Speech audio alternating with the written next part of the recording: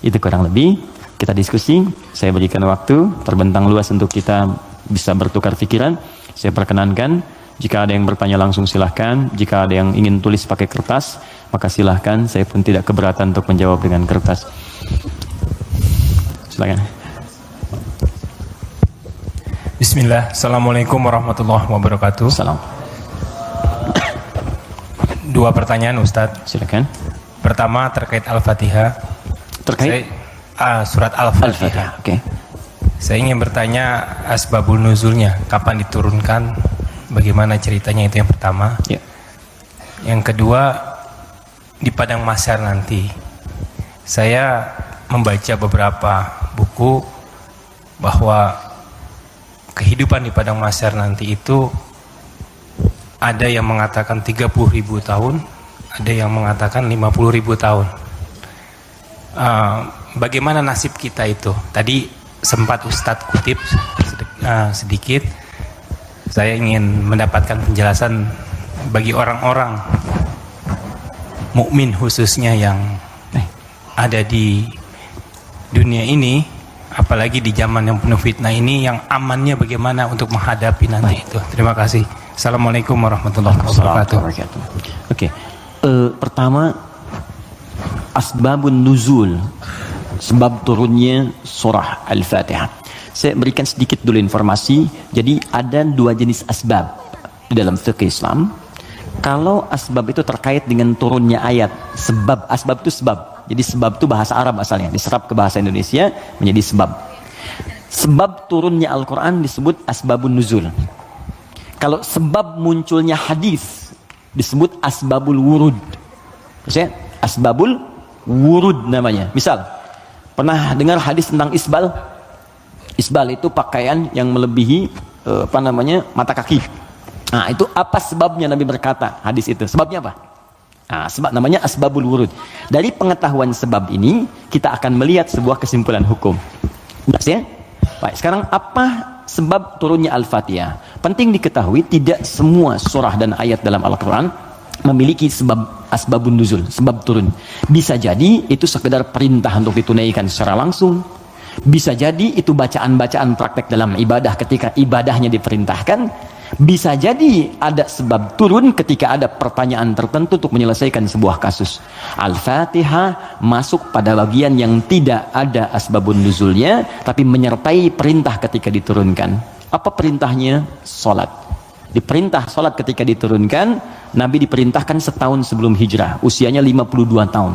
Jadi usia 53 tahun beliau hijrah kemudian ke kota Yathrib yang kelak menjadi Al-Madinah Al-Munawwarah. 13 tahun berdakwah di kota Mekah. Setelah usia 40 tahun diangkat menjadi Rasul, turunnya surah Al-Alaq.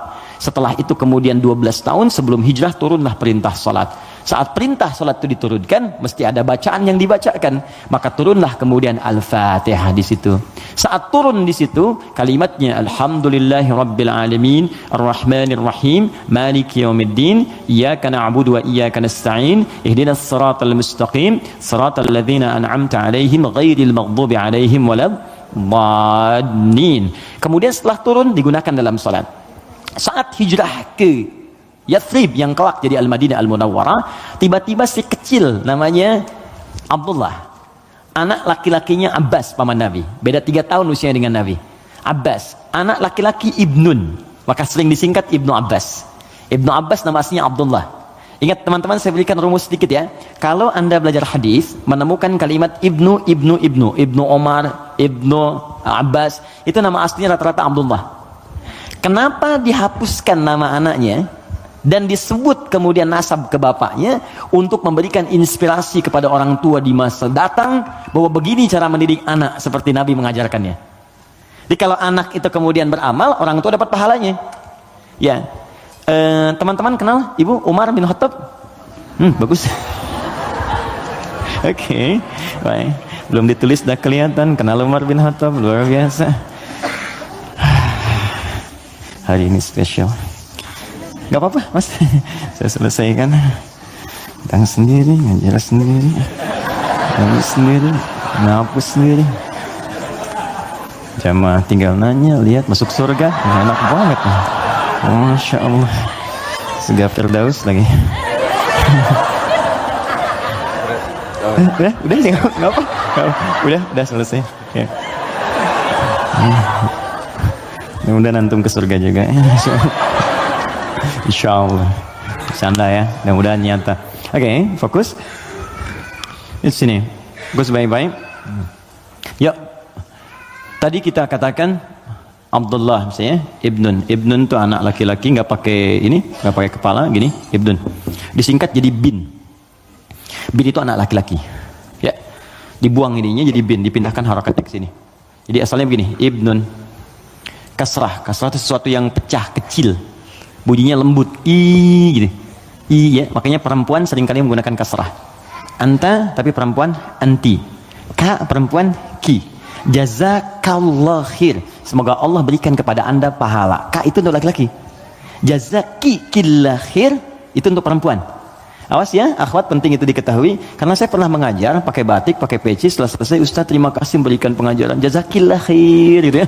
Saya masih pakai peci itu. Ya nggak apa-apa lah gitu. Oke. Nah, ibnatun perempuan. Ibnatun anak perempuan.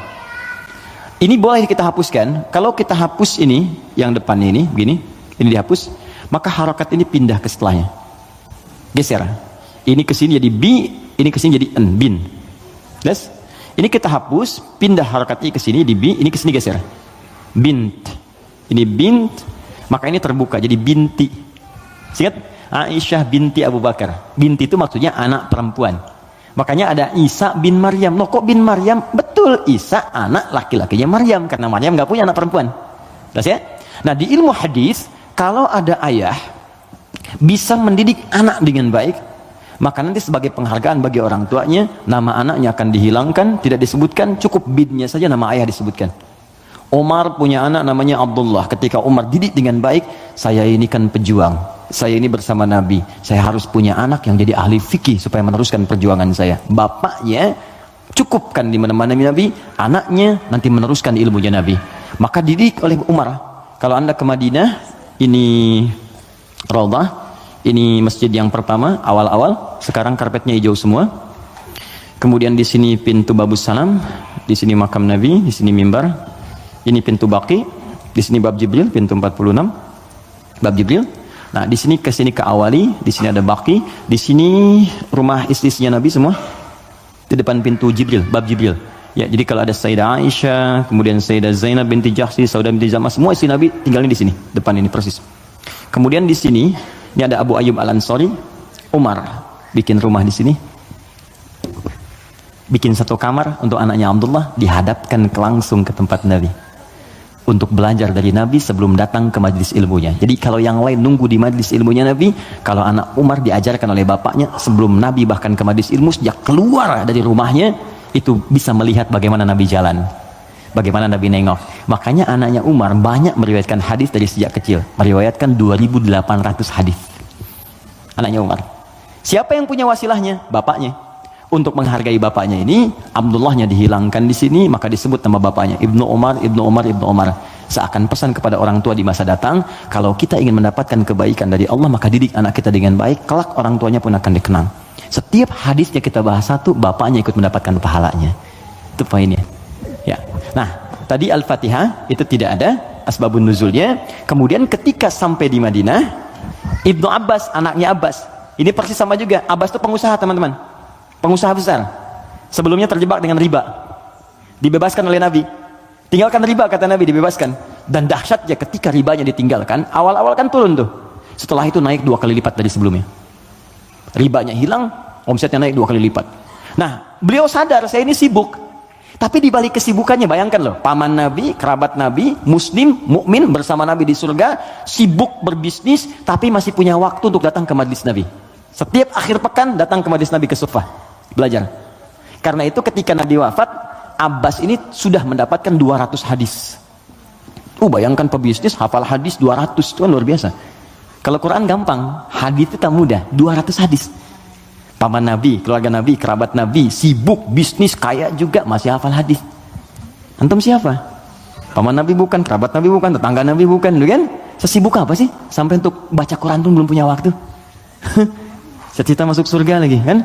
Nah, ini beliau sadar, saya ini sibuk nih, berdagang. Maka harus ada yang mewarisi ilmu anak saya. Maka anak itu dipetakan. Teman-teman begitulah, cucunya atau anaknya, ayo disiapkan. Ini anak pertama Qurannya, anak kedua hadisnya. Nggak apa-apa, kalaupun kelak jadi arsitek yang hafal Quran. Oke? Pengusaha yang ahli hadis, nggak apa-apa, banyak. Dulu biasa begitu, Bu. Teman-teman ikhwan, dulu biasa.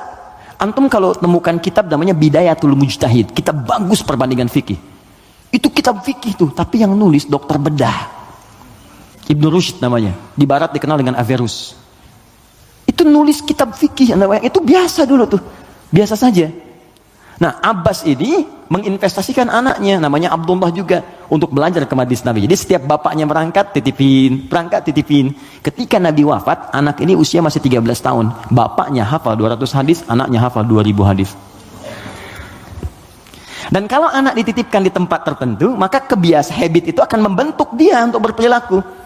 Tontonan yang dilihat itu jadi karakternya. Kalau dia yang diperlihatkan yang baik-baik, yang keluar baik, diajarkan kata-kata baik, yang keluar baik. Sekarang ada pendekatan bagus, ini share sebentar. Jadi pendekatan Al-Quran sekarang namanya. Ya, saya juga share dengan teman-teman, termasuk di keluarga kami terapkan. Kalau Anda ingin cepat anaknya hafal Quran, maka dia bisa dilatih dan dikondisikan dari sejak awal dengan lingkungan Quran. Misal, lahir dari 0 bulan, ketika lahir itu Anda kondisikan misalnya speaker aktif di rumah. Ya, dalam setiap 1 bulan dia dengar 1 juz. Bacakan aja 1 juz. Setiap 1 bulan, tapi jangan acak ya. Terurut. Misal bulan pertama juz 1, bulan kedua juz 2, pindah terus. Sampai bulan ke-30, usia dia 30 bulan, dia sudah mendengar 30 juz. Dan anak itu sejak mulai dilahirkan, organ pertama yang berfungsi kata Al-Quran, itu pendengarannya. Al-Quran langsung mengatakan, itu pendengarannya. Jadi ketika dia 30 bulan, dia sudah mendengar 30 juz. Itu sepakat dan sudah melalui research di sini, dia hanya butuh 6 bulan untuk menjadi penghafal Quran yang sempurna. Di usia 3 tahun, sudah hafal Quran 30 juz. Ini yang diterapkan orang tuanya Fajar. Beliau pengen bacakan sendiri, begitu dikasih ASI, bacain 1 juz. Begitu usia 3 tahun, kalimat pertama yang keluar di lisannya adalah ayat-ayat Quran. Dipanggil Ustadz mengecek, ternyata Allahu Akbar, 4 tahun sudah 30 juz. Terakhir kami ketemu sedang menghafal tafsir dan divonis lumpuh otak. Anda bayangkan, lumpuh otak hafal Quran 30 juz. Dan di mana Anda pada saat ini? Ya, kembali ke sini. Dia bertanya, Mas Primus, apa pertanyaannya? Ya Rasulullah, karena dia terbiasa dengan taklim, jadi dunianya masuk. Ya Rasulullah, kenapa Allah nggak turunkan 1 ayat yang bisa membatasi antara surah satu dengan surah yang lainnya? Karena dulu masih nyambung, Al-Falaq nyambung ke An-Nas, sebelumnya Al-Ikhlas. Jadi orang nggak tahu pembatasnya di mana, walaupun dibacakan oleh Nabi. Maka diturunkanlah kemudian Bismillahirrahmanirrahim. Ya, karena pertanyaan anak kecil itu dijawab kemudian. Ibnu Abbas tuh sering bertanya, turun jawaban. Al-Baqarah 189 itu turun karena pertanyaan Ibnu Abbas. Ya Rasulullah, kok bulan bentuknya robah-robah, kemarin sabit, sekarang setengah, sekarang bulat betul, kenapa begini? Kenapa jadi ahillah turun? Yas'alunaka 'anil ahillah. Masya Allah, qul hiya mawaqitu lin-nasi wal hajj. Ibnu Abbas yang tanya, turunlah Bismillahirrahmanirrahim. Sejak turun Bismillahirrahmanirrahim itu, maka Nabi membaca Al-Fatihah dengan 3 cara. 1, dibaca penuh dengan bismillahnya, dijaharkan. Bismillahirrahmanirrahim. Alhamdulillahi rabbil alamin. Ar-Rahmanirrahim. Baca. Baik. Ada yang kadang Nabi bacanya silent. Bismillahirrahmanirrahim. Alhamdulillahi rabbil alamin. Ar-Rahmanirrahim. Ada yang kembali ke awal tadi, nggak dibaca sama sekali. Alhamdulillahi rabbil alamin. Ar-Rahmanirrahim. Maliki yaumiddin. Maka dari sini riwayat tersebar, boleh dibaca. Ada yang keempat, rakaat pertama dibaca jahat kata Abu Hurairah, Bismillahirrahmanirrahim. Yang kedua nggak dibaca sama sekali. Ada 70 hadis jumlahnya. Maka disimpulkan oleh para ulama, cara membaca Al-Fatihah disepakati dituliskan di mushaf Bismillahirrahmanirrahim. Bismillahnya bisa dibaca dengan 4 cara. Jahar, kencang, silent, tidak dibaca sama sekali, dibaca rakaat pertama, selanjutnya tidak. Semua riwayat tersambung kepada Nabi dan tidak ada kaitan dengan ormas tertentu. Oke? Karena saya pernah tugas di Mekah 2010 menyambut jemaah haji. Begitu datang depan Masjidil Haram, Isya, imamnya Syekh Sudes. Ya, Kan di situ mazhabnya Hambali, jadi disirkan. Bismillahirrahmanirrahim. Alhamdulillahi Rabbil Alamin. Komentar pertama makmumnya, oh iki imamnya Muhammadiyah tuh, tunggu Muhammadiyah cabang Masjidil Haram mana bay? Ketuanya saya Sudes. Jadi nggak ada hubungan baik NU Muhammadiyah atau yang kita berkomunikasi baik ya, kemudian saling bangun hubungan baik, tapi paham ilmunya. Jadi kesimpulannya tidak ada asbabun nuzul untuk Al-Fatihah, tapi hanya terkait untuk kebutuhan dalam menunaikan ibadah. Tapi kemuliaan fadilahnya diungkapkan kemudian oleh Nabi, dipraktikkan dalam kehidupan dan dirangkum oleh para ulama dalam kitab tafsir. Sampai sini bisa dipahami? Baik, suasana mahsyar. Pertama jawabannya wallahu taala a'lam bis-shawab, karena memang kita belum ke sana. Karena wallahu a'lam itu Allah yang tahu. Maka kita tanyakan kepada Allah, Allah turunkanlah kemudian paparan dalam ayat-ayat Al-Qur'an. Baik. Tentang suasana itu diturunkan satu surah. Surah ke-75. Surah Al-Qiyamah. Persiapannya diturunkan surah Al-Waqi'ah, surah ke-56. Waktu terjadinya diturunkan surah ke-31 ayat 34. Tentang kiamatnya, peristiwanya, persiapannya. Waktunya tidak diketahui. Dirahasiakan supaya kita semangat untuk beramal dalam persiapannya. Makanya kalau Nabi ditanya kapan kiamat, Nabi balik tanya persiapan kamu apa? Ya. Jawaban Nabi, jangan sibuk pikirkan kiamat, sibuk pikirkan amalan dirimu untuk ke situ. Karena kiamat pun dirahasiakan oleh Allah supaya kita semangat untuk beribadah menyambut itu. Dan nggak akan ada umat Nabi Muhammad kemudian hidup saat kiamat, nggak ada. Semua akan diwafatkan yang soleh-soleh. Nggak akan mengalami itu. Nggak akan mengalami. Semua wafat. Maka turun Quran surah ke-31 ayat 34. Innallaha indahu ilmus sa'ah. Sungguh hanya milik Allah pengetahuan tentang waktu tepatnya terjadi kiamat. Sa'ah. Tuh, diksi Al-Quran tuh indah sekali. Kiamat tuh kan di Quran banyak. Malik yaumuddin kiamat. La uqsimu bil yaumil qiyamah yaumul qiyamah. Yaumul ba'ts, hari kebangkitan. Tapi ketika menunjuk waktu pakai sa'ah. Innallaha indahu ilmus sa'ah. Sa'ah itu kalau sekarang jam. Di jam itu ada menitnya? Ada detiknya? Ada. Bahkan sampai ke menit detiknya hanya Allah yang tahu. Di sini ada 5 hak prerogatif Allah. 5 yang tidak diketahui oleh siapapun, bahkan even itu malaikat. Makanya di hadis Muslim nomor hadis ke-8, malaikat bertanya pada Nabi, mata sa'ah, kapan terjadi kiamat? Kata Nabi, mal mas'ulu anha bi'a'lama minas sa'il. Yang ditanya tidak lebih tahu daripada yang bertanya. Anaknya yang dekat dengan Allah, yang tahu. Nah, ini ingin menegaskan bahkan saya pun malaikat yang paling dekat dengan Allah nggak tahu kapan terjadinya. Apalagi dukun yang kemudian tiba-tiba ada di bumi. Ya, ahli langit pun nggak tahu masa ahli bumi kemudian tiba-tiba bisa menerawang. Ya, makanya kalau ada yang mengatakan kiamat akan terjadi tanggal sekian, bulan sekian, tahun sekian, udah abaikan aja. Ya, itu paling gampang, sudah jauhi. Saya di Garut dulu tahun 99, itu menjelang tanggal 9, bulan 9, tahun 99, tersebar isu akan terjadi kiamat. Sebagian ada yang sepi tuh, sepi di pasar Garut tuh, Tarogong sepi apa. Saya bilang kenapa nggak pada beraktivitas, isu kiamat menyebar. Tiba-tiba nggak terjadi, diundur katanya ke tahun 2012. Terjadi pengunduran kiamat, Anda bayangkan. Jadi itu poinnya. Jadi kalau waktu, jangan ditanya kapan terjadi. Yang penting untuk diketahui adalah persiapan kita apa. Dan paling dahsyat adalah jika terjadi perbuatan-perbuatan yang dengan perbuatan itu justru tanda-tanda kemudian kiamat itu semakin menuju dekat. Tapi dekat dalam pandangan Allah dengan kita berbeda. 1 hari bagi Allah hitungannya hari, bagi kita kan 1000 tahun. Ya kan? Bagi Allah dekat nih. Iqtarabatis sa'atu wa ansyaqqal qamar. Bulan telah terbelah, kiamat semakin dekat. Kiamat semakin dekat itu bukan saat Bang Deddy bikin sinetron. 15 abad yang lalu itu turun ayat, kiamat sudah dekat. Itu kalimat Quran. Kiamat sudah dekat 15 abad yang lalu. Cuman sudah 15 abad belum kejadian. Karena bagi Allah tuh gampang, tinggal 10 hari lagi, tinggal 7 hari lagi. Cuman sehari itu kan ribuan tahun. Jelas ya? Maka jangan dipikirkan waktunya. Tapi Nabi kemudian ditanya oleh malaikat, ma amaratuha, apa tanda-tandanya? Ya, idza talidal amatu rabbataha, jika sudah budak melahirkan tuannya, wa antaral hufatal arata, ya, jika seorang budak melahirkan tuannya, jika engkau melihat seorang penggembala bertelanjang kaki, telanjang dada, kemudian berlomba-lomba meninggikan bangunan, ya, budak melahirkan tuannya, itu ada yang menyebutkan suasana sudah mulai terbalik. Halal dianggap haram, haram dianggap halal, yang benar jadi salah, yang salah jadi benar, yang benar dibikin disertasi, dibikin tulisan ilmiah, ya, tiba-tiba dikalahkan oleh yang salah, kan? Yang salah kemudian menyebar, jadi dianggap biasa. Jika sudah maksiat tingkat yang tinggi dianggap biasa, bukan yang rendah. Zina, Itu min sab'il mubiqat, 7 yang menyebabkan kehancuran. Dosanya besar. Zina itu seperti pembunuhan, dosa besar.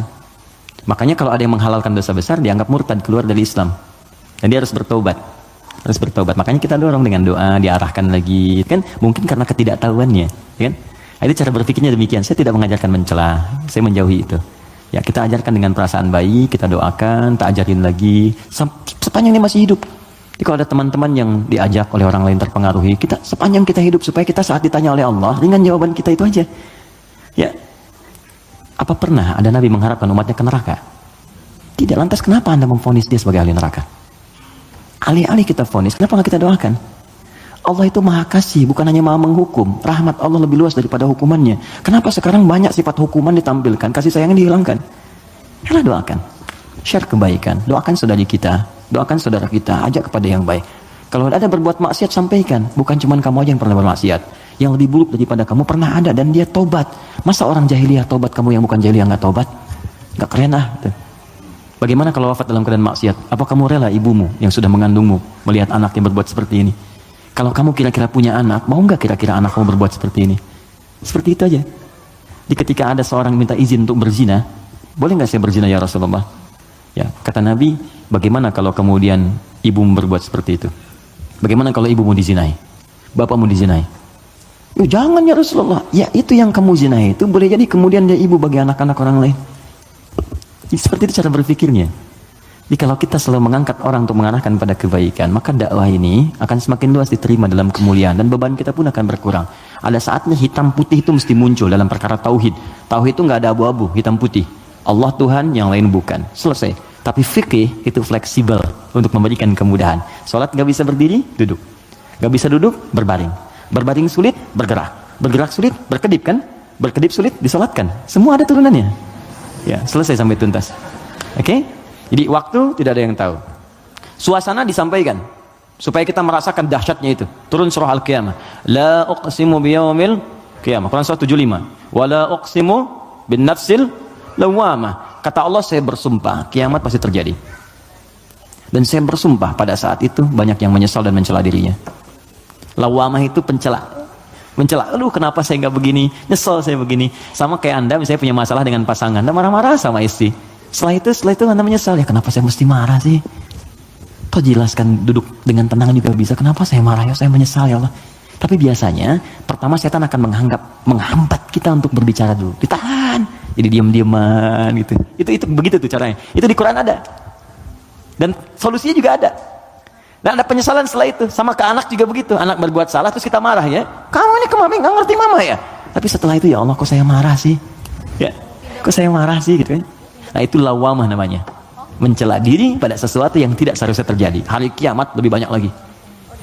Kenapa dulu saya nggak sholat? Kenapa dulu saya nggak beriman? Kenapa dulu saya begini? Itu kiamat. Dan itu sudah bukan ranah kita lagi. Kata Allah, kalian yang beriman wafat dulu supaya nggak melihat hiruk pikuk orang. Biarkan mereka sibuk menyesali dengan apa yang telah mereka kerjakan. Karena kamu dakwahi, nggak mau beriman juga. Diberikan 5 kali sehari petunjuk dari bangun tidur sampai tidur lagi. Nih Allah nih, syahadatlah. Ayo sholat, ayo beramal. Ini Allah nih, Allahu Akbar, Allahu Akbar. Bahasa Arabnya, ya asyhadu an la ilaha illallah. Kan 5 kali kan? Dari bangun tidur sampai tidur lagi. Sepanjang hidup loh, setiap hari. Kurang apa lagi? Kurang apa lagi? Dan lafaz ini, kenapa disebut adzan? Apa artinya adzan? Panggilan. Apa artinya panggilan? Adzan. Saya memanggil kamu kemarin, saya mengadzani kamu kemarin. Tidak. Adzan itu panggilan, tapi bukan sekedar panggilan. Adzan itu seakar juga dengan kata uzun, jamaknya adzan, artinya telinga. Kenapa lafaz ini disebut dengan adzan? Karena Allah menjamin lafaz ini satu-satunya lafaz di muka bumi yang terus akan didengar oleh orang yang masih punya pendengaran di telinganya. 24 jam tidak berhenti. Makanya waktu adzan itu bisa berbeda di setiap tempat. Coba lihat, di sini adzan, nanti setelah saya Bintaro adzan, Tanah Kusir adzan, kan? Jakarta adzan, ke Bekasi adzan, sebelumnya ke Bandung, terus 24 jam. Itu Mesir selesai adzan, Libya adzan, Libya selesai Tunis adzan, Tunis adzan, Maroko adzan. Demikian terus 24 jam diperdengarkan supaya kita nggak punya alasan lagi di hadapan Allah Subhanahu wa taala. Makanya orang-orang yang nggak mau beriman sampai dengan kiamat dalam persepsi kita umat Islam, nanti yang beriman diwafatkan dulu supaya kamu nggak capek lagi melihat hidup-pikuk mereka. Kamu istirahat aja nanti sampai saat hisab selesai. Jadi begitu kiamat terjadi, kacau semuanya. yang sedang disebutkan di surat Abasa itu, ya, bagaimana seorang yang mengandung tiba-tiba bisa keguguran, ya yauma yafirul mar'u min akhi wa ummihi wa abi wa fasilatihi tuwi, ya, wa man fil ardi jami'a. Semua orang enggak akan ingat, Pak. Kata Al-Quran saking dahsyat, jangankan gini ya, maaf, gempa terjadi, apa Anda masih bisa ingat dengan teman-teman ini? Demi Allah saya katakan, gempa goyang dikit dah keluar, lari semua, masing-masing menyelamatkan dirinya. Dalam bahasa Arab sekali gempa disebut zilzal. Kalau digoyang, idza zulzilatil ardu, sekali. Ya, sekali, kalimatnya sekali. Zulzilatil ardu itu artinya goncangannya menghancurkan yang atas, hancur semua ke bawah. Jelas? Tapi kalau disebutkan 2 kali, kalimat keduanya bentuknya bisa verb, kata kerja, atau juga noun, bisa kata benda. Bisa fi'il, awas, bisa isim, kata kerja atau kata benda. Fokus. Kalau kata kerja diulang 2 kali. Idza zulzilatil ardu zulzilat. Kalau kata benda untuk menunjukkan suasana hancur semua bendanya pakai kata benda zilzal. Idza zulzilatil ardu zilzalaha. Kalau disebutkan 2 kali, itu bukan yang atas hancur ke bawah, tapi yang di bawah naik semua ke atas. Push. Kata Allah, kalau semua orang sudah nggak peduli dan menganggap biasa gempa-gempa dengan skala-skala tinggi yang menghancurkan yang atas hancur ke bawah, sudah nggak peduli dianggap biasa. Udah jadi berita aja, gempa Ambon sekian, gempa Palu sekian, gempa Aceh sekian, gempa, sudah biasa. Nanti saya akan datangkan gempa yang tidak biasa, yang membuat semua orang baru merasakan apa yang terjadi. Saya naikkan semua yang dibawa ke atas. Wa akhrajatil ardu athqalaha. Baru orang berkata, wa qala al insanu malah. Ini ada apa ya? Ada apa ya?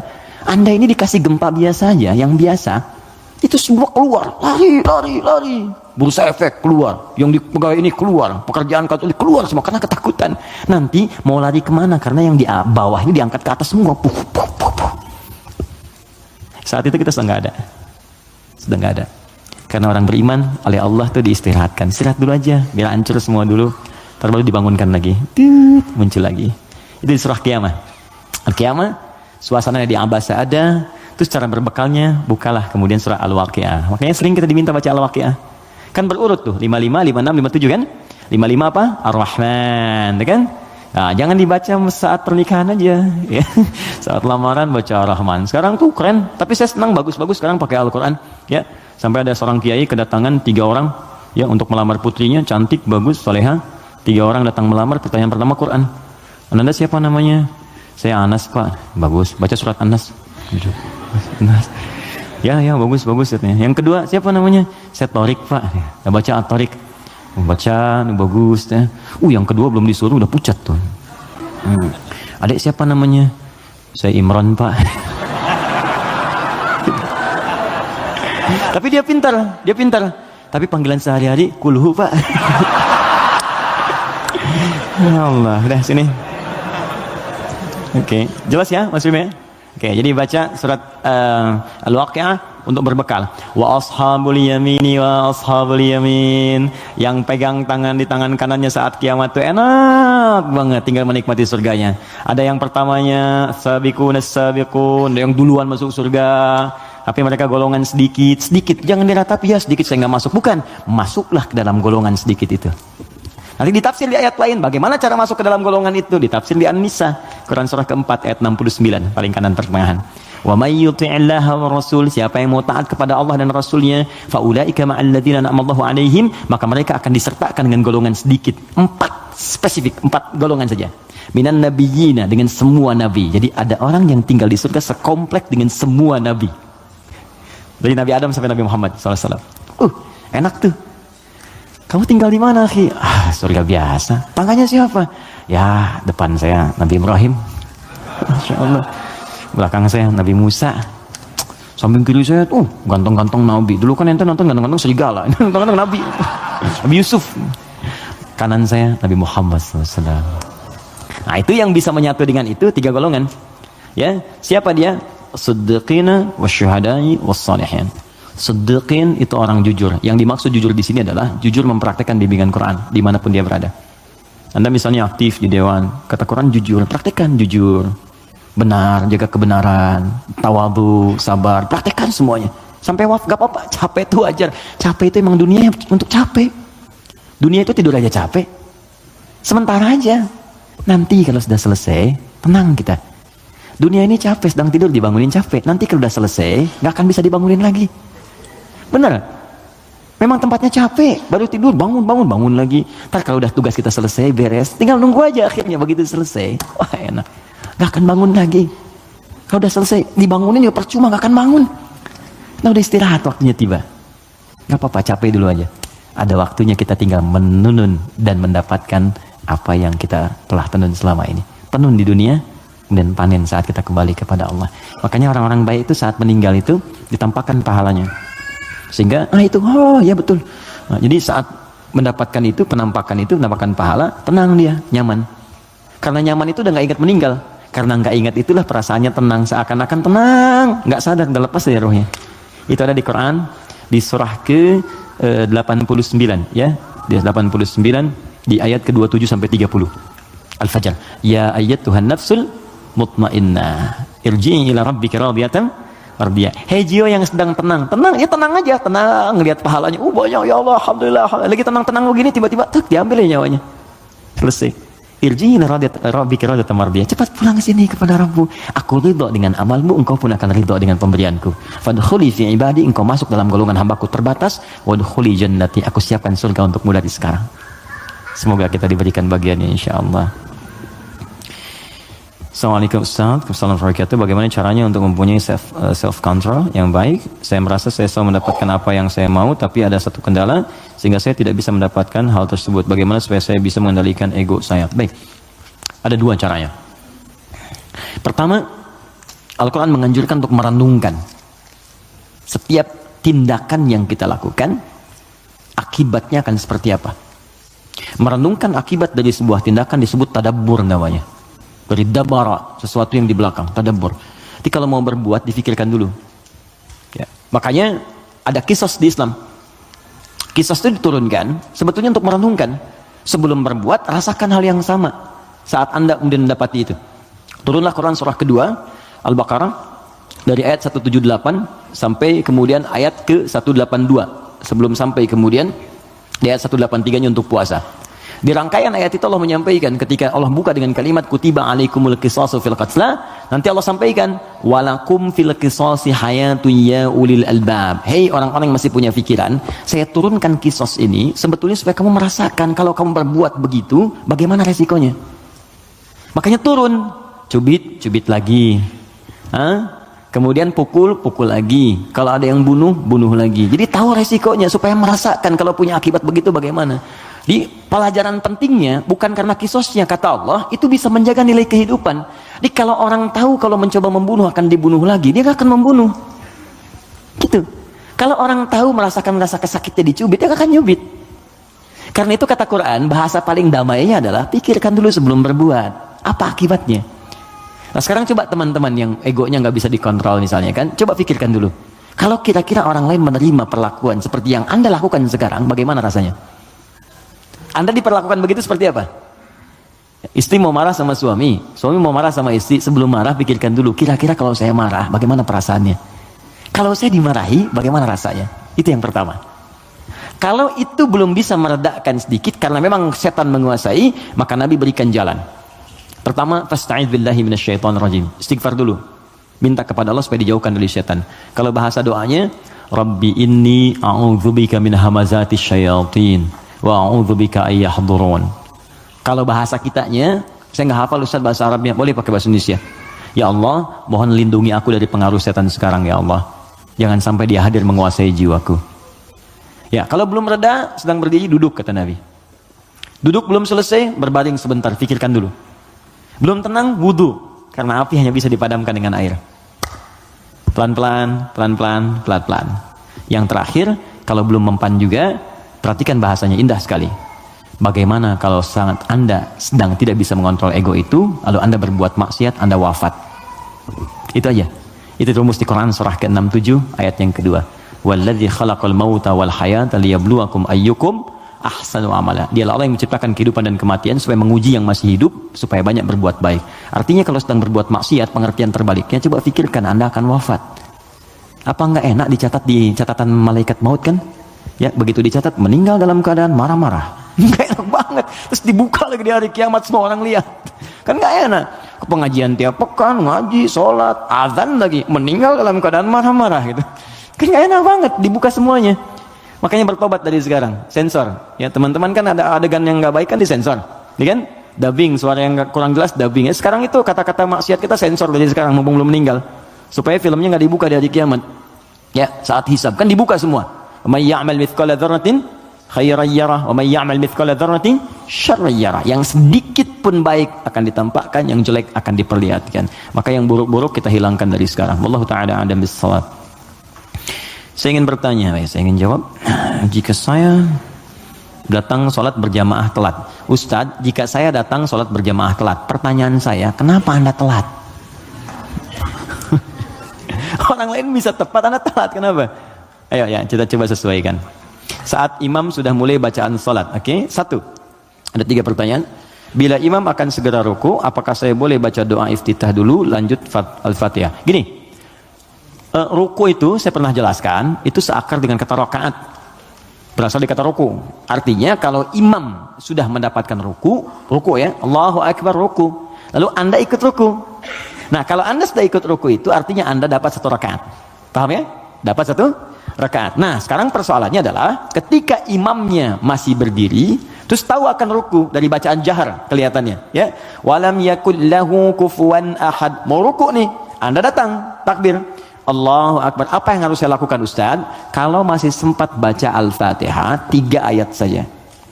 Bismillah, Alhamdulillah, Ar-Rahmanir-Rahim. Langsung ke Al-Fatihah. Lewati iftitahnya. Langsung. Bismillahirrahmanirrahim, Alhamdulillah Rabbil Alamin, Ar-Rahmanir-Rahim. Langsung takbir, lagi kemudian ruku, ikuti imam. Itu sah. Kenapa? Karena ukuran surah dalam Al-Quran yang paling pendek itu 3 ayat. Al-Kautsar. Inna a'tainakal kautsar fasalli rabbika inna syani'aka huwal abtar. Mengambil ukuran terpendek. Jadi kalau kita bacakan 3 ayat di Al-Fatihah ini sudah cukup, langsung ruku. Tapi kalau imamnya ruku, Anda datang, maka itu sudah selesai. Maka Anda langsung takbir, Allahu Akbar, langsung ruku. Contoh, boleh? Depan. Bismillah. Silakan di sini menghadap ke sebelah sini saja, biar netral sedikit. Biar sebelah sana. Ruku, Mas Dimas, mohon izin. Ini ruku ya. Saat ruku ini, mohon izin, boleh? Ya, antum, bukan yang belakang. Bismillah. Jangan begini, sedang ruku. Imam, maju sedikit Mas. Mohon izin luruskan ya dengan meja ke sini. Nah ini datang terlambat misalnya kan? Mas Buk, kenapa terlambat? Yang lain kan bisa pas gitu, Anda harus terlambat. Jangan diulang lagi ya. Nggak baik seperti itu ya. Sini. Oke, ini sudah ruku, fokus, ini datang, maka cukup takbir Allahu Akbar. Oke, langsung ruku, Allahu Akbar, ikut ruku ya, dan nggak usah baca Al-Fatihah lagi, langsung ruku. Baik, cukup, mohon izin, maaf.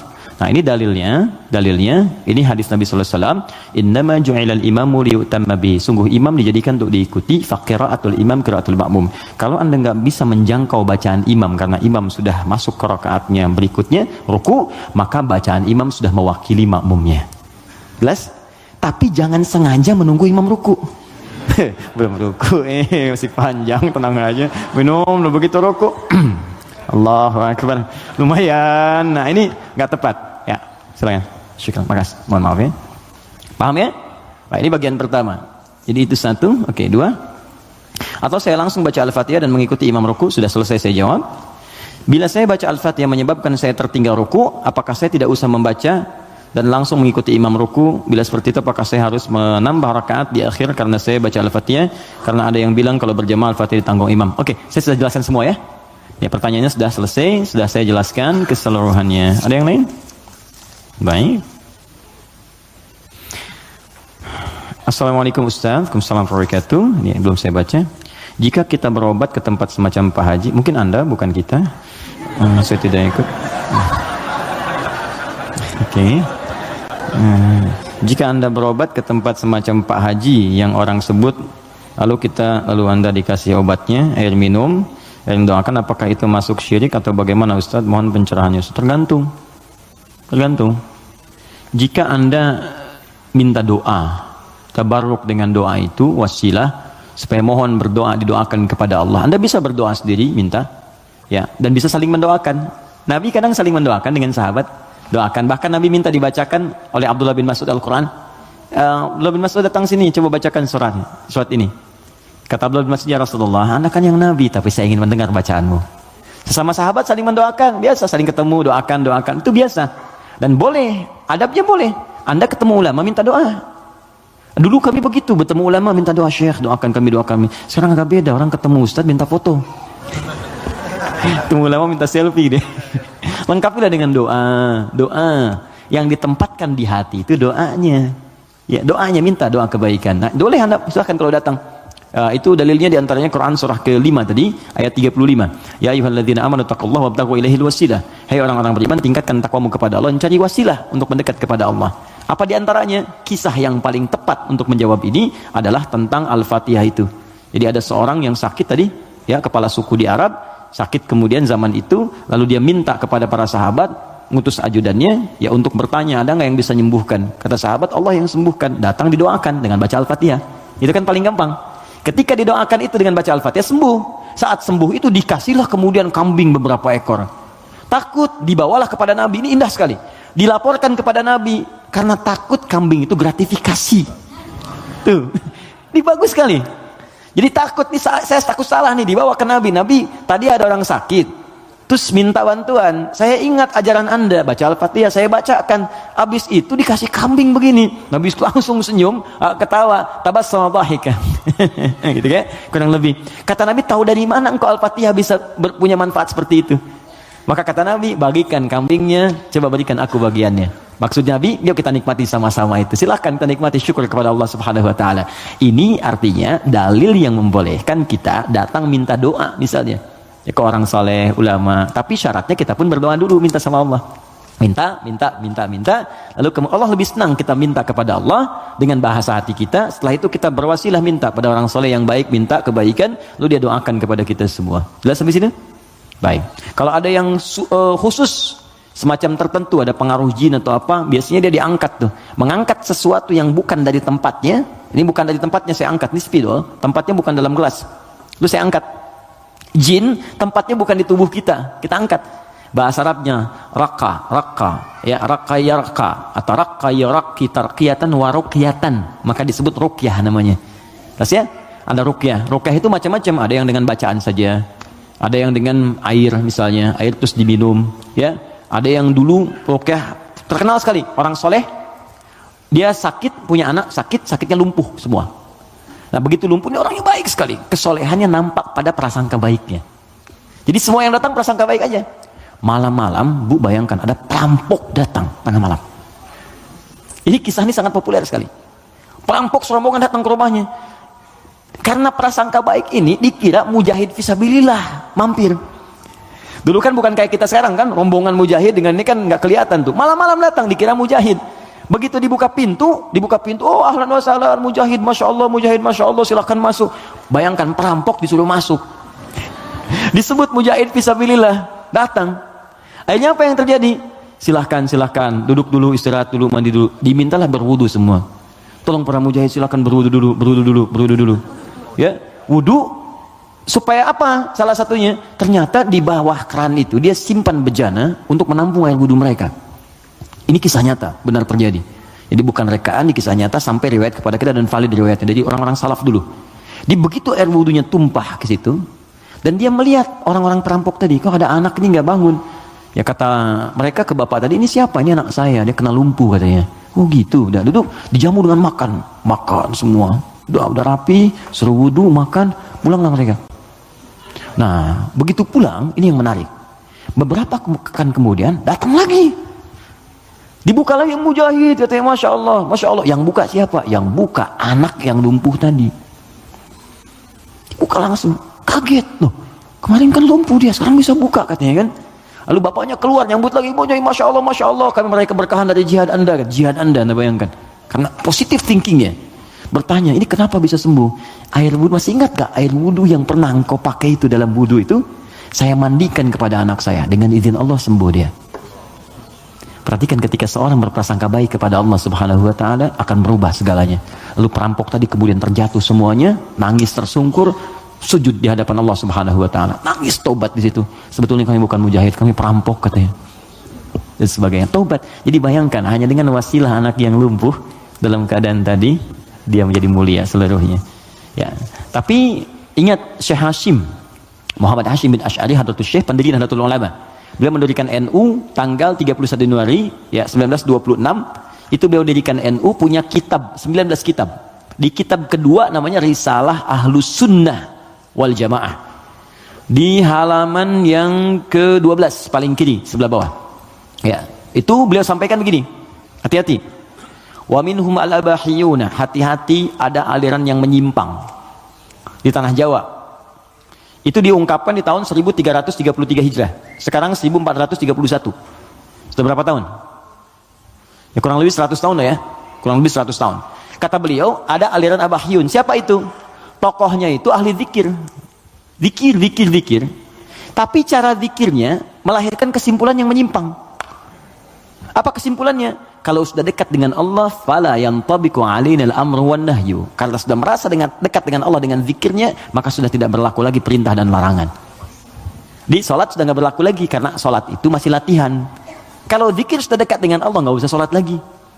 Maka kalau Anda menemukan yang seperti ini, kata beliau, jauhi, karena itu mengajak pada kesesatan. Anda datang tiba-tiba, ya mungkin panggilannya kiai gitu kan, ya pakai jubah lebih lebar daripada Batman, kadang-kadang kan tertukar lah sekarang atribut kiai dengan dukun itu disama-samain dan susah gitu kan. Pakai datang Anda konsultasi, nanya, Anda nggak tahu, karena nggak tahu itu, tiba-tiba waktu zuhur tiba, Allahu Akbar, Anda tanya, Pak Yai kok nggak sholat dulu kita? Ada ini, kalau Pak Yai fisiknya di sini, rohnya sedang sholat. Kalau yang seperti itu tandanya dukun, tinggalkan, jauhi. Ya, kata beliau disebut sesat, kata beliau ya. Ada kawan kami titip pertanyaan, baik titipkan jawaban kepada beliau. Dulu dia pencaharian utamanya jadi bandar judi. 2 tahun lalu dia tobat, alhamdulillah, mau hijrah. Dia membuat bisnis kain yang bidangnya halal, sembako. Tapi sumber modalnya masih dari sumber judi. Waduh. Ya. Pertanyaan, apakah bisnis sembako tersebut otomatis haram juga? Jika ya, bagaimana cara membersihkannya? Sedangkan itu mata pencarian dia satu-satunya. Quran surah ke-51 ayat 22. Paling kanan pertengahan. Wa fis samai rizqukum wa ma tu'adun. Hei seluruh manusia, sebelum engkau lahir, rezeki kamu telah aku tetapkan di langit dan aku janjikan akan diberikan. Kaidah pertama.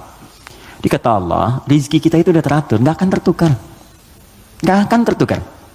Ada putri yang tertukar, ada menteri yang ditukar, tidak ada rezeki yang tertukar. Rezeki nggak ada yang tertukar. Jadi ini pun memberikan pesan kepada kita, jangan pernah mencuri. Jangan pernah mencuri karena buang-buang energi. Ya mohon maaf, nggak akan pernah rezeki kita diambil orang, pasti balik. Pasti balik. Hanya ada rezeki orang dititipkan pada kita, itu ada. Ada. Ini rezeki saya bukan minuman ini? Bukan. Rezeki saya itu kalau sudah masuk ke dalam kerongkongan saya. Mungkin rezeki orang, cuman di atas namakan saya saat ini ada di sini. Kalau saya nggak minum, kan yang minum orang lain. Bisa Mas Dimas, bisa yang lain dan sebagainya, gitu kan? Oke, jadi yang pertama, jangan pernah kita berpikir untuk berbuat curang demi mendapatkan rezeki. Karena dengan yang baik pun akan dapat. Kalau Anda bisa mendapat dengan cara yang halal, kenapa mencari dengan cara yang haram? Paham ya? Makanya Allah batasi kita, jangan cari yang haram, rugi nanti kamu. Ya sudah, harus dikembalikan lagi kepada yang berhak. Setelah itu menderita juga. Coba bayangkan, bukankah kalau ada orang yang korupsi, ketahuan, ditangkap dia, dikembalikan lagi kemudian apa yang didapatkan? Kena TPPU, ya tindak pidana pencucian uang, diambil semua kan? Itu saking sayangnya Allah, jangan menyebar rezeki yang haram, ambil semua, ambil semua, ambil semua. Bahkan yang telah diinvestasikan pun tarik lagi, tarik lagi. Kenapa? Karena ini bersumber dari yang haram. Kalau yang haram berproses terus dipakai lagi kepada yang lain, maka haram akan menyebar keharamannya. Maka yang pertama, jangan takut kehilangan rezeki. Jangan takut, karena semua akan diberikan sesuai dengan janji Allah. Nah, bagaimana cara kita mendapatnya? Turunlah Quran surah ke-2 Al-Baqarah ayat 168, paling kanan sebelah bawah. Ya ayyuhan nasu, hai semua manusia, kulu mimma fil ardi halalan thayyibah. Tuh. Hai semua manusia, kalau ingin dapat rezeki maka kerja. Ayo cari makan. Allah cuma minta bergerak aja, kerja. Kalau ada keluar dari diri kita untuk bekerja, bergerak aja, rezeki turun. Silakan kreatif, sekarang banyak kreativitas. Ada yang dengan peluit, 2.000, makasih Pak. 5.000, makasih Om. 10.000, makasih Bos. Tuh, dia jadi bos Anda tuh. Itu aja, sehari dapat berapa gitu. Ya. Jadi kalau bergerak sedikit aja, bergerak tuh dapat. Tapi ingat kata Allah, halalan thayyibah. Ambil dengan cara yang halal. Nanti yang halal itu kalau Anda dapatkan thayyibah, cari yang dibutuhkan. Ini yang kedua, ini yang sering banyak salah. Di banyak orang mendapat dengan cara yang halal, tapi thayyibat yang dipraktikkan. Thayyibah itu artinya keluarkan ya rizki yang kita dapatkan itu, kemudian beli yang kita butuhkan, yang bermanfaat untuk kita. Di pola konsumtif itu kata Al-Quran, kalau mau benar-benar yang dibutuhkan bukan yang diinginkan. Gak setiap yang diinginkan itu mesti didapatkan, beban hidupnya tinggi nanti. Ya ini kalau haus butuh apa? Minum. Jadi minuman yang ada kan kita bisa minum. Jadi kadang karena orang selalu menginginkan yang tidak ada, jadi berat tantangannya. Karena rumus fisika juga begitu. F1 sama dengan F2, gaya gerak sama dengan gaya dorong. Apa yang kita dapatkan itu yang keluar. 5.000 cukup untuk beli teh manis, kan 20.000 buah naga, kan? Nah tapi ingat, kalau Anda punya 5.000 tapi pengen yang 20.000, maka rumusnya berubah jadi hukum Pascal. F berbanding lurus dengan P, gaya berbanding lurus dengan tekanan. Semakin banyak gaya, semakin tertekan hidupnya. Poinnya. Kalau gaya Anda begitu ya susah hidupnya. Makanya Quran katakan gaya itu disesuaikan dengan pendapatan. Apa yang didapatkan, cari yang dibutuhkan. Gak semua yang pengen mesti dibeli.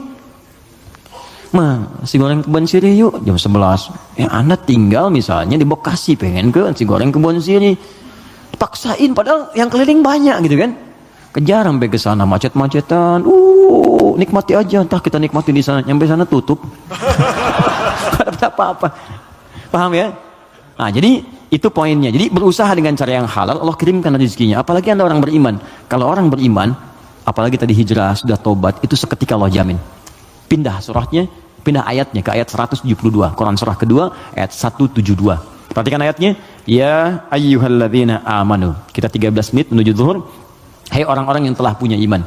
Kulu min thayyibati. Jangan pernah fikirkan yang haram. Ingat ya? Lihat sini. Kata Allah, jangan pernah fikirkan yang haram. Kalau Anda nggak pernah fikirkan yang haram, maka saya akan kirimkan ma razaqnakum. Kami yang kirimkan rizkimu, bukan engkau yang sulit untuk mendapatinya. Jadi orang beriman tuh kalau nggak pernah fikir yang haram, Allah cepat datangkan. Datang. Nanti berkahnya ditambah. Kalau berkah sudah tambah, dapat 100.000 pun sebulan cukup. Saya pernah ke Telas namanya. Telas tuh habis, di Google aja nggak ada. Anak saya yang kecil pengen gembala kambing, jadi dia dengar kisah Rasulullah menggembala kambing, pengen kambing. Kita bawa ke sana. Di situ Pak Ibu, ada penggembala yang sebulan itu cuma dapat 100.000.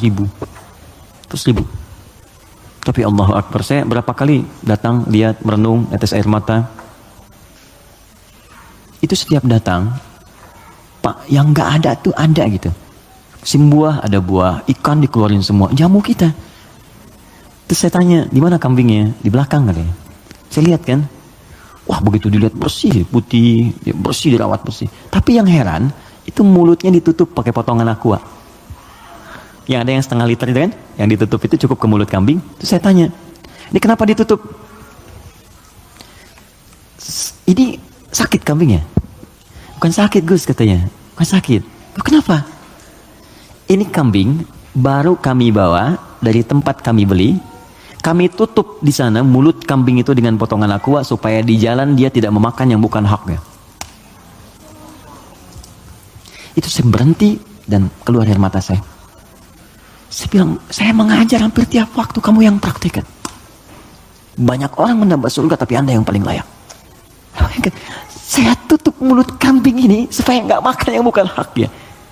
Banyak orang hadir taklim, menjaga lisannya begitu sulit. Dia jarang taklim, kambingnya pun ditutup mulutnya. Untuk tidak makan yang haram. Makanya rezekinya Allah kirimkan.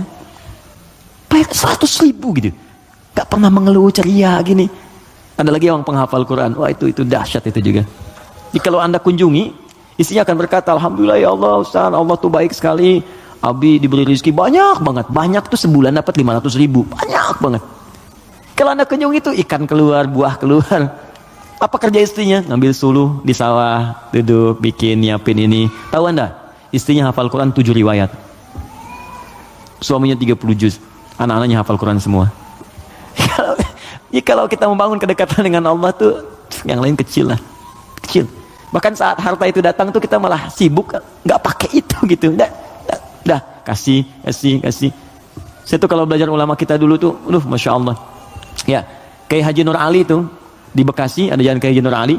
Itu Pak, Ibu kalau taklim beliau, ada amplop datang tuh kasih banyak tuh. Itu nggak banyak orang tahu. Malamnya dijajarkan begini. Santinya dikumpulkan. Buka katanya, buka. Ada yang 5.000, yang 1.000, 10.000 sebagainya. Itu nggak pernah diambil oleh beliau. Kata beliau, ini 10.000 tolong berikan ke madrasah sana. Yang 5.000 anak yatim. Yang 1.000 janda-janda sekitaran ini. Santuni semua. Hidupnya berkah. Jangan takut, kalau Anda bisa mendapatkan yang baik, kenapa mesti berjudi? Nah, kalau Anda bisa berbuat yang halal, kenapa mencari yang haram? Kalau Anda bisa jadi orang soleh, kenapa berbuat salah? Tinggalkan yang buruk tadi. Nah, kalau pernah bertobat dan hijrah, alhamdulillah, pertahankan tobat dan hijrah itu. Hijrah itu artinya meninggalkan total yang buruk-buruknya, termasuk tadi hasil judinya. Yang dipakai modal, jangan dipakai modal. Sudah, keluarkan. Bagaimana cara mengeluarkannya? Cara mengeluarkannya adalah berikan kepada yang sosial yang umum sifatnya. Setelah itu Anda coba bekerja. Kalau memang nggak ada sama sekali, Anda bisa gunakan itu untuk sementara, untuk mendapatkan sesuatu yang lebih baik. Jadikan misalnya cari kerja, untuk dapat kerja itu boleh dalam keadaan darurat. Nanti setelah mendapatkan yang baik-baik, cukup itu ini keluarkan. Sambil pertambah sedekah, tambah infaknya, keluarkan zakat kalau sudah masuk ke dalamnya. Itu seperti itu akan menutup yang kurang-kurangnya. Walakum ru'usum ma qad salaf. Ya, yang dulu-dulu akan ditutup oleh Allah. Sudah selesai semuanya. Yang sekarang akan dibuka. Tapi kalau Anda jadikan andalan itu, maka itu tetap akan menanam perasaan buruk di dalam jiwa kita. Jadi kalau harta kotor itu masuk ke dalam tubuh kita, jadinya begini. Quran surah 6 ayat 25. Wa fi adhanihim waqra. Dia akan beredar dengan darah. Kalau masuk ke telinga jadi daging, dia akan menutup sumber kebaikan. Kalau ke mata, awas. Wa ala absarihim ghishawah, akan menjadi penghalang. Nanti kalau masuk ke dalam tubuh kita, fi qulubihim marad, ada penyakit, maka lengkaplah khatamallahu ala qulubihim wa ala sam'ihim wa ala absarihim ghishawah. Kalau dimakan oleh keluarga, maka jadi bara neraka nantinya. Andanya mungkin merasa biasa, anak-anak mulai sulit diingatkan sholat, mulai sulit baca Al-Quran, mulai sulit menghafal dan sebagainya. Maka saran saya, kita doakan, kemudian kita support, jangan jadi cerita. Siapa teman kita itu? Yang konsultasi kepada kita, doakan. Anda apa? Support. Makanya persaudarakan. Saya tuh bingung, orang Islam sekarang hidupnya masing-masing, kenapa sih? Kenapa nggak bersaudara? Nabi itu kan mempersaudarakan. Khazraj dengan Aus. Ini saya pengen juga kajian musyawarah, teman-teman cobalah mengenal satu dengan yang lainnya. Terus saling support. Anda punya program apa? Support. Bisnis apa? Endorsein, barengin. Itu kenikmatannya itu terasa. Jangan takut rezeki Anda diambil, nggak akan tertukar. Nggak akan tertukar. Jadi semuanya akan mendapatkan bagiannya masing-masing, nggak usah takut. Nggak usah takut. Ya, ustadz-ustadz juga demikian tuh. Jalan, saling bagi, mengajar, melengkapi dan sebagainya. Itu saya sarankan seperti itu. Jadi yang bertanya ini kalau ada kesulitan kita respon. Mungkin dititipkan kepada kita, mungkin kita bisa memberikan solusi. Jelas ya? Sekira itu kita ada 7 menit sekira. Saya jawab yang terakhir ini. Setelah itu kita berdoa dan siap-siap menunaikan salat berjamaah insyaallah. Bismillah, assalamualaikum warahmatullahi wabarakatuh. Assalamualaikum. Jazakallah khair atas kesempatannya. Allah semoga Allah muliakan Anda. Ketika saya masih tinggal di Oman, guru ustadz, anak saya yang laki-laki berasal dari Ghana, menerangkan bahwa iftitah itu bagian dari kunci dari salat yang akan dimulai. Maka menurut ustadz tersebut salat iftitah, surat iftitah, oke, dibaca sebelum takbir. Beliau mazhab ibadi. Oh, pertanyaan apa yang harus dilakukan anak saya, teman-teman yang diajak salat berjamaah ketika ustadznya baca iftitah dahulu sebelum takbir? Tidak ya. Ibadi itu termasuk yang tidak diakui. Saya sudah pernah ke Oman dan saya tahu mazhab di sana apa saja. Ibadi ada, Sunni ada, Syiah juga ada. Di pertengahan yang punya Masjid Biru itu saya sudah pernah kunjungan ke sana. Jadi ibadi termasuk di antara paham yang tidak diakui. Ya, tidak diakui dalam sistem mazhab fikih dalam Islam kekinian yang mainstream. Ya, karena itu menurut saya kembalikan kepada yang Sunni yang sudah diajarkan kepada kita semua. Nah, sumbernya bukan karena ibadi, Sunni atau yang lain, sumbernya itu petunjuk dari Nabi. Hadisnya bagaimana? Ayatnya bagaimana? Buka Quran surah kedua Al-Baqarah ayat yang ke-43, wa aqimus shalah, tunaikan oleh kalian salat. Bagaimana menunaikannya? Maka diikuti dengan mengikuti petunjuk Nabi. Maka turunlah Quran kemudian surah ke-3 ayat 31, paling kiri sebelah atas. Qul in kuntum tuhibbunallaha fattabi'uni. Kata Allah, kalau kalian cintai aku, ikuti bagaimana Nabi mengajarkan. Nah, seperti apa Nabi mengajarkan salat? Karena kalau nggak diajarkan, kita nggak bisa meniru. Maka buka hadis Muslim nomor hadis 397, buka Al-Bukhari nomor hadis 711. Dari kisah siapa? Sahabat Abu Hurairah. Siapa yang menunjukkan? Khalid bin Rafi' Az-Zuraiqi. Bagaimana bunyinya dari Nabi? Bunyinya kurang lebih begini. Ya, idza qumta ilas shalah, kalau kamu pengen sempurna salatnya, asbighul wudu, sempurnakan wudu. Wudu sempurna. Wudu dulu. Tsumastaqbilul qiblah, menghadap ke arah kiblat. Menghadap ke kiblat. Fakabbir, kemudian bertakbir. Setelah takbir diajarkan baca iftitah. Ada 9 jenis doanya. Ada yang pendek, ada. A'udzubillahi samil alim minasyaitonir rajim, ada. Ada misalnya yang gabungan, ada. Ada yang agak panjang, Allahumma ba'id baini wa baina khataayaya, ada. Ada yang Allahu akbar kabira, walhamdulillahi katsira, subhanallahi bukratan wa asila. Ini satu doa. Satu doa. Kalau Anda bacakan lagi, wajjahtu, itu doa-doa digabungkan jadi satu. Ya. Ada 9 jenis doa iftitah itu, panjang sekali. Yang panjang, pendek. Kenapa ada pendek, menengah, panjang? Supaya sesuai kondisi. Jadi kalau kita sedang buru-buru di perjalanan, di airport misalnya, atau di stasiun, kita sedang menunggu misalnya kereta atau pesawat sedang tunggu, jangan yang panjang-panjang. Yang sedang aja yang pendek. Allahu akbar kabira, alhamdulillahi katsira, subhanallahi bukratan wa asila. Langsung Al-Fatihah. Kan? Atau kita bacakan a'udzubillahi samil minasyaitonir rajim. Dah, langsung Al-Fatihah. Ya, pendek sekali. Pendek sekali. Ya, jadi begitu kita kemudian bacakan, masuklah Al-Fatihah. Tsumaqra Fatihatul Kitab, kemudian baca Al-Fatihah. Tsumaqra ma tayassara minal Quran, kemudian bacakan apa yang paling ringan yang bisa kita bacakan. Surat pilih setelah Al-Fatihah. Tsumma falyarkas, setelah itu kemudian kamu ruku. Ya, hatta tatma'inna raki'an. Jangan dulu kamu bangun sampai kamu tenang rukunya. Semuanya lengkap. Dijelaskan dari awal, dari wudu sampai salam selesai. Dan tidak pernah dijelaskan oleh Nabi baca iftitah sebelum takbir. Ya, iftitah itu tempatnya setelah bertakbir. Takbir baru iftitah. Adapun Anda ingin baca bismillah sebelum takbir, boleh. Mengambil hadis umum. Apa hadis umumnya? Kullu amrin dzibalin la yubda'u fi bismillahirrahmanirrahim fa huwa abtar. Setiap perbuatan baik yang tidak dimulai dengan bismillah maka terputus nilai pahalanya. Ustaz, tapi kan Nabi nggak contohkan. Tahu dari mana? Nabi nggak contohkan. Itu bukan nggak dicontohkan, saking jelasnya nggak usah dicontohin lagi. Paham? Pernah Anda lihat Nabi makan apel pakai baca bismillah? Pernah Anda lihat Nabi baca pakai pakaian baca bismillah? Tidak ada hadis contohnya. Tapi kalimat umumnya ada. Untuk makan, baca bismillah, makan apa saja. Gak usah dirinci. Jadi semua perbuatan baik itu dalilnya. Jelas ya? Tapi sholatnya dibuka dengan takbir. Baru dimulai hukum sholat itu saat dibuka dengan takbir. Ditutup kemudian dengan salam. Kalau digoda setan, ta'awudz ada. Fasta'idz billahi minasyaitonir rajim. Makanya ada orang sebelum sholat baca ta'awudz. Ada yang baca An-Nas. Karena dia berdoa minta supaya setan dijauhkan dari pengaruhnya saat sholat. Paham di sini? Baik ya, saya kira seperti itu yang kami terangkan, semoga ada manfaatnya. Kalau apa yang saya sampaikan ada benarnya, itu hanya titipan saja dari Allah untuk diamalkan. Tapi kalau salah, berarti memang mutlak dari kekurangan ilmu yang Allah titipkan kepada saya. Anda bisa share kembali dengan ustadz-ustadz yang lain, belajar dengan mereka, dan dapatkan nilai-nilai kebaikan yang kiranya bisa menambah wawasan kita semua.